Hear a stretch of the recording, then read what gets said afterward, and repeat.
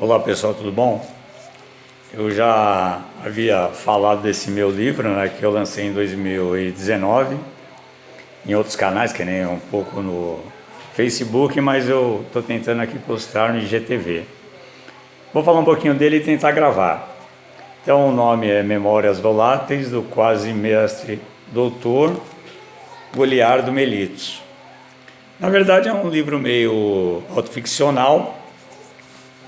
Ele foi publicado pela Birrumba, que é um selo da Multifoco, né? Financiei eu mesmo, né, no meu próprio bolso, 30 exemplares.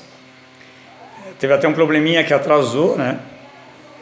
Era para ser lançado em outubro.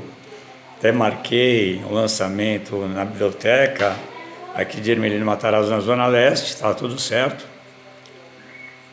Fiz até alguns convites, depois tive que cancelar porque atrasou, mas tudo bem, né? É um livro, vamos dizer assim, curto, de capítulos meio fragmentados, como todos os meus livros praticamente na literatura, eles são meio uma soma de fragmentos, né? Assim, ele não tem uma linearidade, né? É uma característica minha, eu já vi que é uma característica minha, talvez por uma preguiça. Ele não tem um enredo, sabe, que um capítulo puxa o outro. Ele tem, mas depois ele vai se perdendo. É uma característica muito da minha literatura. Eu não digo de outras coisas que eu faço, mas sobretudo a literatura, principalmente na ideia de se for um romance, alguma coisa, sempre vai essa coisa se perdendo e entrando. Tipo, eu gosto de usar muito essa palavra da física, uma entropia, vai se perdendo.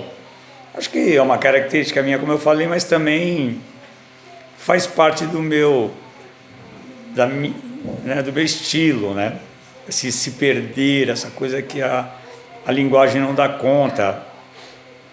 Também, às vezes, existe algo talvez intencional nisso, que a linguagem nunca dá conta, né?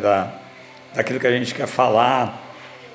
A linguagem vai se perdendo, então sempre vai entrando num redemoinho, né? Ou se não num abismo. Eu tenho textos assim que, por exemplo, vão sobrando palavras soltas que não querem dizer absolutamente nada. É o caso, por exemplo, de um texto que saiu na Coyote, que é o Simulacro do Futuro. Claro que eu tenho textos bem arranjados, que eu publiquei muito tempo no blog, né?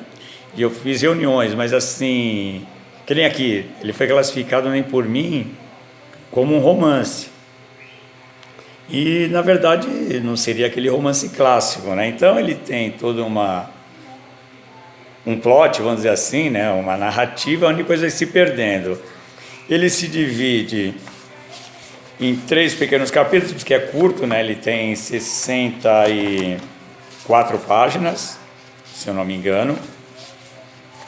Ele foi classificado também como romance, então ele não é poesia, ele não é conto, ele não é ensaio, ele é um romance, uma novela, vamos dizer assim, mas nem novela, ele foi classificado como romance. E literatura brasileira.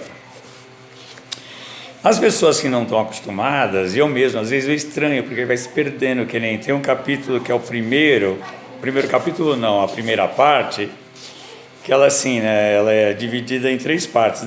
Começa na página 9 e vai até 47, que são memórias acadêmicas e não acadêmicas, que tem algumas divagações também do narrador.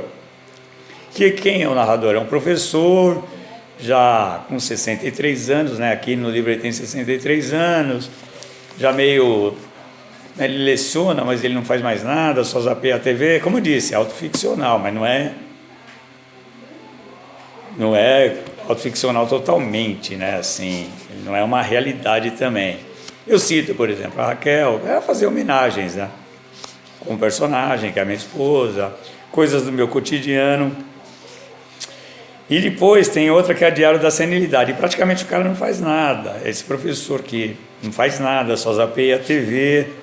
E o último é o Ode a Sampa, que é um poema que eu fiz de uma vez, nem corrigi, né? Nem poema é com métrica, nem nada. Eu fui falando, citando, fazendo tipo um cut-up, vamos dizer assim, né?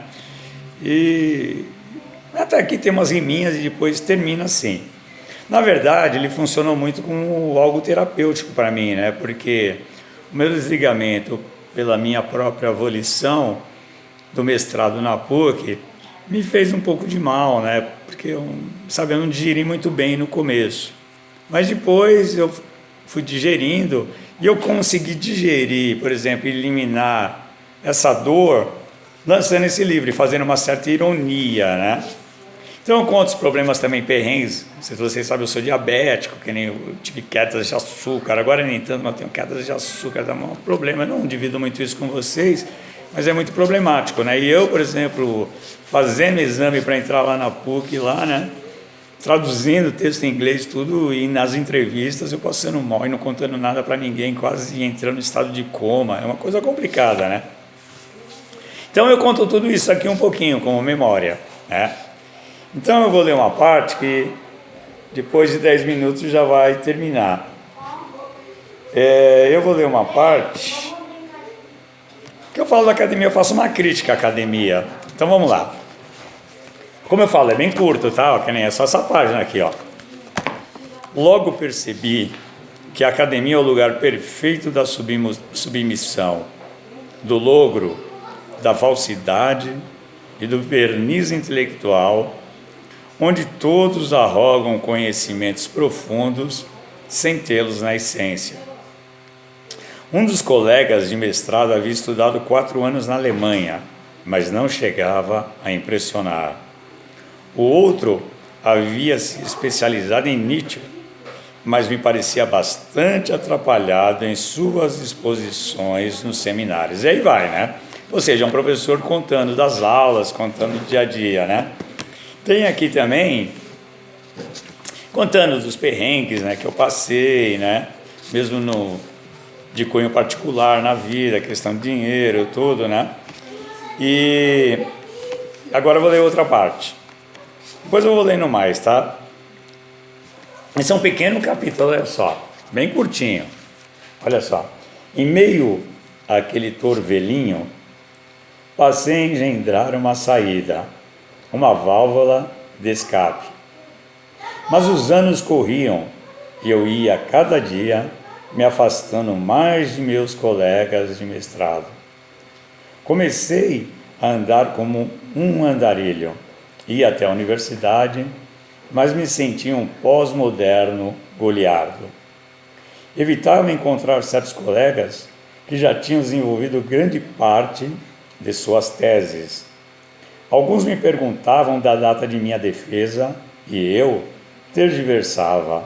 Na verdade, nem eu sabia muito bem de meu abismo labiríntico. Muitas vezes caímos no abismo e não sabemos mesmo o porquê. É isso aí, pessoal. Depois quero ler aos poucos aí, né, esse livro, né? Vou fazer tipo um lançamento, alguma live, alguma coisa, só para mostrar para vocês, né? Alguns trechos do livro. São 30 exemplares. Estão comigo aqui. Vamos ver que o destino que eu vou dar a eles. Um abraço e muito obrigado. Até mais.